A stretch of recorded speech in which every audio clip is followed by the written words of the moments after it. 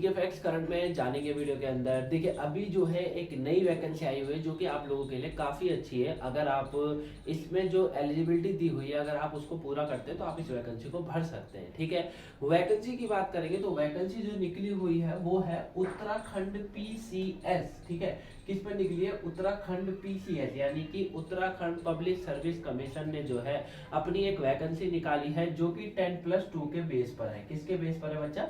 10+2 के बेस पर है। ठीक है, तो यहाँ पर आप इतना समझ गए, जूनियर असिस्टेंट की जो वैकेंसी है ये निकाली है उत्तराखंड पीसीएस ने। ठीक है, तो क्या है ये पूरी वैकेंसी, इसको आप लोगों को भरना है या नहीं भरना है, इसके ऊपर मैं आपसे बात करूंगा। साथ में इसमें आपकी मैक्सिमम एज मिनिमम एज कितनी होनी चाहिए, कौन सी किताब आपके लिए बेस्ट रहेगी, किस किताब से आप पढ़ें कि आपका जो है इसमें जो है क्वालिफाई कर दे आप इसको। साथ में टोटल कितनी वैकेंसी है, क्या आपको जो है आपकी पढ़ाई होनी चाहिए, एजुकेशन क्वालिफिकेशन आपकी कितनी होनी चाहिए, उसके ऊपर बात करेंगे। ठीक है, तो वीडियो एंड तक जरूर देखिएगा। वैकेंसी इंपॉर्टेंट है, जो मैं आपको समझाऊंगा वो इस वैकेंसी के साथ साथ आपकी आने वाली सभी वैकेंसियों में भी काम आएगा। तो वीडियो एंड तक जरूर देखना है और पसंद आए तो लाइक सब्सक्राइब शेयर जरूर करना है। लेकिन लाइक सब्सक्राइब शेयर ना करो चलेगा, बट वीडियो को पूरा जरूर देखिएगा। चलिए स्टार्ट करते हैं और एक एक करके पॉइंटों को समझते हैं।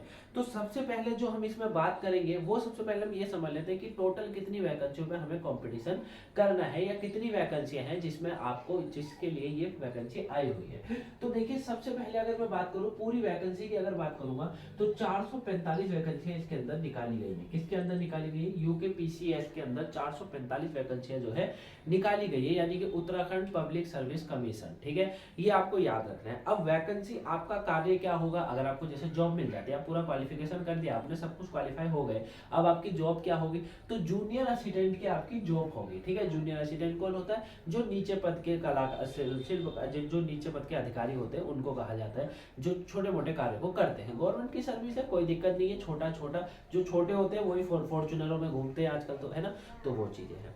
तो ये आप यहाँ पर समझ गए होंगे कि 445 वैकेंसी हैं जिसमें से जूनियर असिस्टेंट की पूरी पोस्ट है। अब बात आती है कि इसकी एप्लीकेशन कब से स्टार्ट हो रही है, यानी कि ये फॉर्म आप कब से भर सकते हैं, क्योंकि अब आपने इतना सुन लिया और आपको अब हो रही है फॉर्म भरने की। तो अगर आप इस फॉर्म को भरना चाहते हैं तो अगर मैं आपकी डेट की बात करूं तो भैया डेट स्टार्ट हो गई है, 2 दिन हो चुका है, आज 2 दिसंबर है और ये जो फॉर्म आया है वो 30 नवंबर तक को जो है आ चुका है। ठीक है, 30 नवंबर को ये फॉर्म की जो है डेट आ गई है, यानी कि 30 नवंबर से आप इस फॉर्म को भर सकते हैं।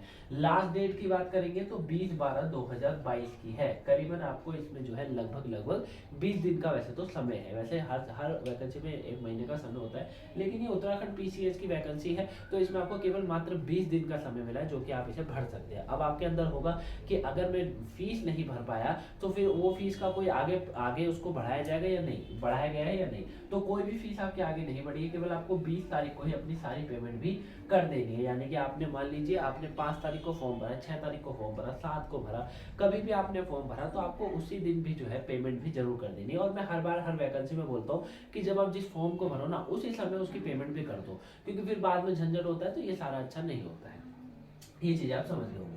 एग्जाम डेट की बात करूंगा तो एज पर शेड्यूल, जो भी इनका शेड्यूल होगा उसके हिसाब से होगा। 2 महीने 3 महीने के बाद जो भी एग्जाम लेंगे वो अपने हिसाब से ये तुमसे एग्जाम लेने वाले हैं। ठीक है, अगर मैं आपसे बात करूं कि एडमिट कार्ड अवेलेबल क्या उसी समय, नहीं, ऐसा नहीं होता है, केवल 7 दिन का समय लगता है। जैसे मान लीजिए आपका आपने भरा फॉर्म दिसंबर में, फैब में आपका एग्जाम होना है। ठीक है, अब मैंने बोला कि भैया फैब में आपका एग्जाम होना है, तो अब आप कहोगे सर फैब में एग्जाम होना है तो मतलब फैब में हमारा एडमिट कार्ड आ जाएगा? नहीं, अगर आपका पेपर 7 तारीख को है और 1 तारीख को आ गया कि भैया एडमिट कार्ड आ गए स्टार्ट हो जाएंगे, और आपका पता चल गया आपको कि 7 तारीख को पेपर है, क्योंकि पता तो चल ही जाता है, जैसे फैब में पेपर है तो आपको पता चल जाएगा हाँ 7 तारीख को मेरा पेपर है, लेकिन जो एडमिट कार्ड आएगा वो आपका 1 तारीख को आएगा। ठीक है, या 2 को भी आ सकता है, 3 को भी आ सकता है, इस तरीके से।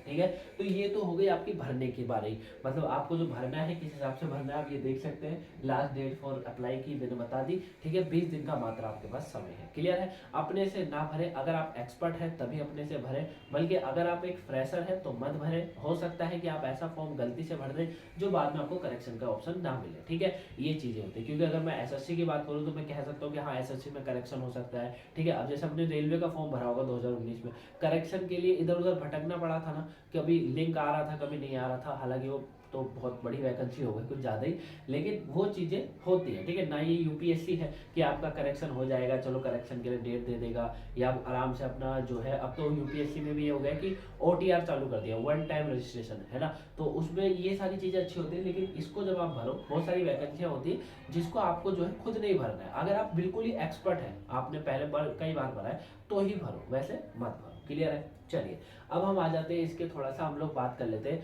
कि भैया जो क्वालिफिकेशन, माफ करिएगा, जो आपकी फीस होगी वो कितनी होनी चाहिए, मतलब आपको कितना पे करना है।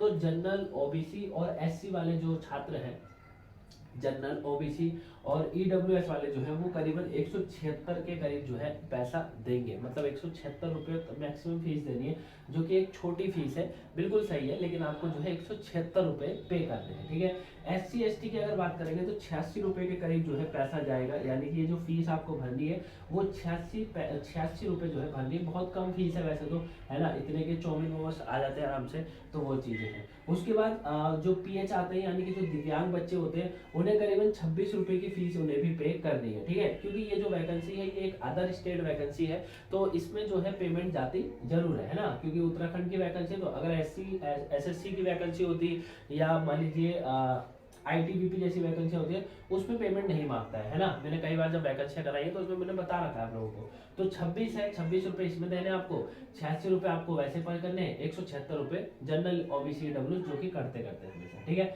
अब हम थोड़ा सा एज के बारे में समझ लेते हैं कि जो है मिनिमम और मैक्सिमम एज कितनी होनी चाहिए, कितनी एज में आप इस फॉर्म को भर सकते हैं। तो 18 से लेकर 42 साल तक के जो भी छात्र हैं, 42 साल वाला छात्र तो नहीं कहलाया जाएगा, ठीक है, आराम से शादी वादी हो चुकी होगी, तो 42 साल तक का जो व्यक्ति है वो भी इस फॉर्म को भर सकता है, यानी कि मैक्सिमम एज आपकी 42 साल होनी चाहिए। अब यहाँ पर वो जरूर अप्लाई कर दें जो यूपीएससी नहीं कर सकते, जो पीसीएस तक जैसा भी एग्जाम नहीं दे सकते हैं, ठीक है, क्योंकि यहाँ पर जनरल के लिए भी है, ओबीसी भी है और ईडब्ल्यूएस भी है, ठीक है। जनरल की मैं बात करूंगा, जनरल जैसे जनरल बहुत सारी जनरल में जो कैटेगरी आती है, ठीक है, जनरल वालों का क्या होता है, अगर वो यूपीएससी का सपना देखते हैं तो 33 साल तक का है, मतलब आप 33 साल तक की उम्र में ही आईएएस या आईपीएस बन सकते हैं। अब 33 साल आपकी एज निकल गई है तो हार नहीं माननी है। अगर आपका पढ़ाई वढ़ाई सब कुछ बढ़िया है, अच्छे से आपने पढ़ाई करी थी, पेपर नहीं निकला, कोई दिक्कत बात नहीं है, तो आप ये भर सकते हैं जरूर, ठीक है, क्योंकि 42 साल तक की ये कुछ ऐसी वैकेंसियां होती है जो कि आप लॉन्ग टाइम तक भर सकते हैं, मतलब ये मैं कह सकता हूँ कि ठीक है। इसके बाद तो फिर 42 साल के बाद मुझे नहीं लगता कोई आगे इतनी लंबी कोई जो है मैक्सिमम एज कोई भी वैकेंसी देती होगी, लेकिन उत्तराखंड पीसीएस जो है उसने मैक्सिमम एज रखी है इस बार 42 साल की रखी हुई है, यानी कि 42 साल की अगर आपकी उम्र है तो भी आप इस फॉर्म के लिए एलिजिबल हैं, आप इस फॉर्म को भर सकते हैं। क्लियर है बच्चा। तो ये तो एक तो आपको यहाँ पर अगर बाकी आपकी मिनिमम एज तो 18 साल हर एग्जाम के लिए होती है, गवर्नमेंट एग्जाम कोई भी भरना है तो मिनिमम एज 18 साल होती ही होती है, ठीक है। अब आते हैं हम थोड़ा सा एग्जाम के बारे में, थोड़ा सा क्वालिफिकेशन समझ लेते हैं, क्वालिफिकेशन आपकी क्या होनी चाहिए, और फिर मैं बात करूंगा कि आपको कौन सी बुक से पढ़ना है, यानी कि उत्तराखंड पीसीएस निकालने के लिए कौन सी बुक आपके लिए बेस्ट है। तो चलिए बाकी ये चीजें तो मैंने समझाई दी है, 445 वैकेंसी है, आराम से आप भर सकते हैं, ठीक है। अगर देखिए इसमें आपका कंपटीशन ज्यादा होगा, क्योंकि लो एग्जाम जो लो साल वाले बच्चे हैं, मतलब जिनकी एज 18 साल, 21 साल, 22 साल है, मुझे नहीं लगता वो लोग इस एग्जाम को ज्यादा भरेंगे, क्योंकि यहाँ पर आपको 42 साल वाला भी व्यक्ति दिखेगा। अब ये मत सोचिएगा कि 42 साल का कोई फॉर्म नहीं भरा होगा, हो सकता है बहुतों ने ऐसा भरा और बहुत भरते हैं, क्योंकि जब जिनका यूपीएससी का सपना छूट गया, पीसीएस तक नहीं निकाल पाए, फिर वो क्या करते हैं, इन्हीं वैकेंसियों के टारगेट पर बैठे रहते हैं कि इनमें से कोई एक वैकेंसी अब वो पाले। समझ रहे हो मेरी बात को। तो यहाँ पर वो चीजें जो है थोड़ा सा देखने को मिल जाता है बच्चा। क्लियर हो गया है ना। चलिए बाकी 18 देखिए मैं आपको एक चीज बताऊं, हालांकि ऐसे नहीं बोलना चाहिए लेकिन मैं फिर भी आपको बोल रहा हूँ, अगर आपकी एज 20 साल 22 साल की है, ठीक है, तो एसएससी जीडी की अभी वैकेंसी आई हुई थी, आपका फोकस केवल उस पर होना चाहिए अभी, ठीक है, क्योंकि बहुत बड़ी वैकेंसी है, अभी सडनली बढ़ाई भी गई थी, बहुत बड़ी मात्रा में वो वैकेंसी बढ़ाई गई। तो मेरा आपका यही मानना है कि आप अगर इस वैकेंसी को नहीं भरेंगे तो भी चलेगा, लेकिन आप अपनी एसएससी जीडी वाली जो वैकेंसी आई है उस पर फोकस करें, ठीक है। बाकी फैब के अंदर जो है यूपीएससी का एग्जाम होगा दोबारा से, मतलब फॉर्म स्टार्ट होंगे, उसके लिए भी अपनी तैयारी को बढ़िया तरह से बनाए रखिएगा, ठीक है ना। बाकी ये वैकेंसी आप नहीं भी भरोगे तो भी चलेगा, 18-22 साल वाले जो हैं तो भी चलेगा, ठीक है। आप वीडियो को छोड़ के जा भी रहे होंगे अब आधे से ज्यादा कि सर नहीं बोले तो, ठीक है, वो आप देख सकते हैं, जो सच है वो ही मैंने आपको यहाँ पर बताया, ठीक है ना। बाकी जिनकी उम्र निकल गई वो तो इसको भरे भैया, कहीं ना कहीं तो कुछ ना कुछ तो होना ही चाहिए, है ना, तो वो चीज़ है बच्चा। चलिए अब यहाँ पर आगे जो है एलिजिबिलिटी की बात करें, अगर आप फिर भी भरना चाहते हैं तो बहुत अच्छी बात है, भरिए। एलिजिबिलिटी की बात करें, बहुतों का होगा जिनका एसएससी जीडी नहीं भर पाया होगा, तो देख लीजिएगा वैकेंसी भर सकते हो आप लोग भी फिर, है ना। तो एलिजिबिलिटी की अगर बात करेंगे तो आपके पास 10+2 का इंटरमीडिएट जो एग्जाम एनी रिकग्निशन बोर्ड से आप पास होने चाहिए, यानी कि आपके पास 10th और 12th जो है वो आप पास होने चाहिए, चाहे आप किसी भी बोर्ड से हो, चाहे वो यूपीएस माफ करिएगा यूपी बोर्ड हो, सीबीएसई बोर्ड हो, उत्तराखंड बोर्ड हो, हरियाणा बोर्ड हो, सारे बोर्ड से चलेगा। बस आपका जो है क्या होना चाहिए, 10th और 12th आप जो है पास होने चाहिए, आप इस फॉर्म को भर सकते हैं, क्लियर है। और यहाँ पर एक चीज दी हुई है कि only for some post the department computer in Hindi typing for 4000 की डिप्रेशन, ठीक है, मतलब आपको जो है हिंदी टाइपिंग आनी चाहिए करीबन 4,000 की के तहत में, ठीक है। तो ये एक थोड़ा सा क्राइटेरिया है यहाँ पर, इसको आप लोग अच्छे से देखकर ही इस फॉर्म को फील करिएगा, इस फॉर्म को भरिएगा, ठीक है, वरना कोई भी जरूरत नहीं है, क्योंकि इतनी ज्यादा भी वैकेंसी नहीं है कि आप इसके लिए अपना कंपटीशन आगे देखें, क्योंकि एक तो एज का यहाँ पर है ना, तो थोड़ा सा मुझे खटपटाया है, क्योंकि 42 साल की एज है, ये मैक्सिमम वही लोग भरेंगे जिनका ज्यादातर उम्र हो चुकी है, है ना। बाकी यंग इस पे बहुत मुश्किल लगता है, तो ये आपको यहाँ पर इस चीज को भी समझ लेना है, क्लियर है। तो ये चीज है आपकी एलिजिबिलिटी, आई होप आप इसे अच्छे से जाने होंगे। अब बात करते हैं हम लोग थोड़ा सा बुक के ऊपर कि बुक कौन सी पढ़े भैया, कौन सी बुक आपके लिए बेस्ट होगी। तो मैं फिर हर एक वीडियो में यही बोलता हूँ, इस वीडियो में भी यही बोलूंगा कि हर एक बुक आपकी बेस्ट है, आपके घर में रखी हुई हर एक बुक आपके लिए सर्वश्रेष्ठ है।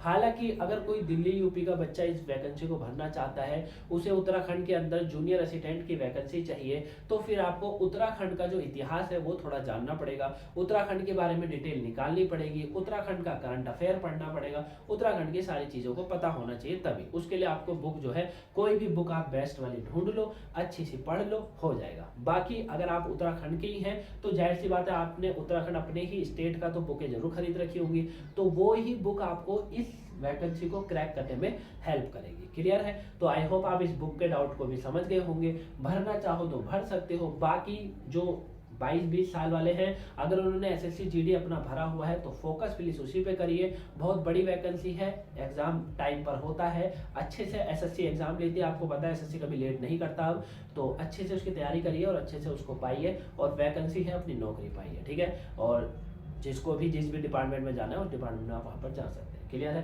तो आई होप आपको वीडियो पसंद आई होगी, ये आपको पूरी वैकेंसी समझ आई होगी, समझ आई तो वीडियो को लाइक सब्सक्राइब शेयर करिएगा। कल जो है फ्राइडे था, और फ्राइडे के दिन जो है मैंने आपको 1991 पे जो आर्थिक संकट आया था उस आर्थिक संकट के ऊपर वीडियो दी थी, अगर वो वीडियो आपने नहीं देखी हो तो उसे जरूर देख लीजिएगा। मिलेंगे जब तक नेक्स्ट वीडियो में, तब तक के लिए thank you for watching guys, have a nice day, thanks for watching.